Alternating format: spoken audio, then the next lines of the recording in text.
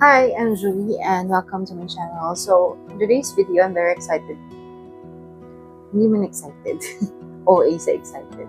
Gusto ko lang share about this particular topic na is it okay not to accept ang haba? Basta okay ba na hindi mo i-accept sa Facebook yung mga tao? Kung ako tatanungin nyo, for me, yes. Yes. Can you believe hindi ko friend ang mga in-laws ko or relative ng asawa ko sa Facebook. And I don't care if they will think it's disrespectful or hindi, parang hindi okay yun. I don't care. That's my personal space. Hindi ako mahihiya na hindi ka i-accept, no? And thankfully kasi, may mga situation why it warrants na kasi gawa ng account, alam mo yun, so ikaw naman parang pag tinanong ka bakit hindi mo ina-accept, you're just being careful din.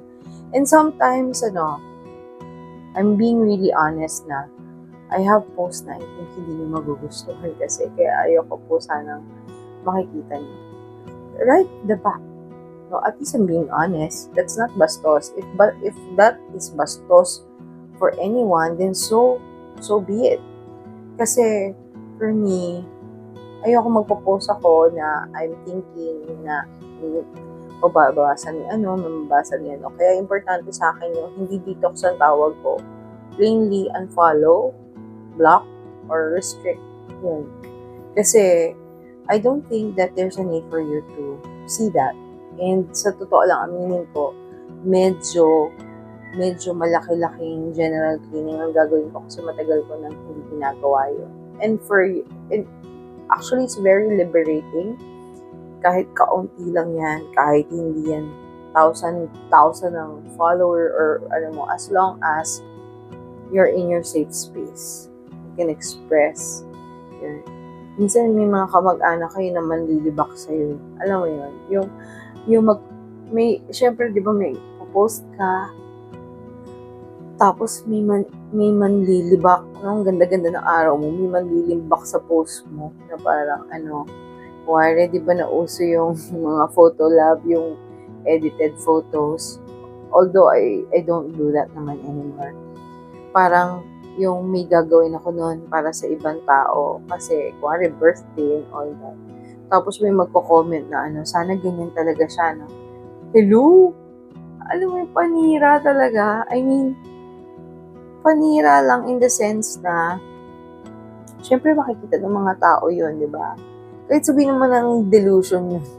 Illusion or delulo ka dahil pinro-project mo yung isang tao na ganito yung itsura versus sino ka para mambasag ng trip ng iba, di ba?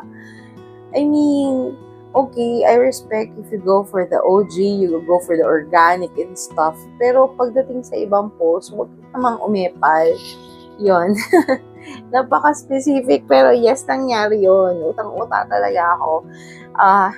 Dinilit ko yun. Dinilit ko yung comment. Sa iyo ako mababasa nung sinendan ko or dinidicatan ko yung edits na yun, yung comment na yun.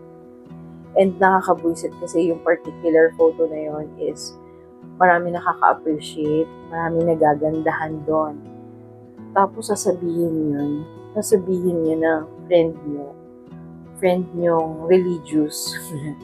So, yun lang.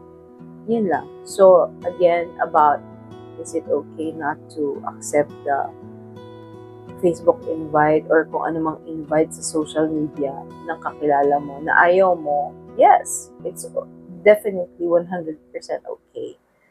So, ayun lang.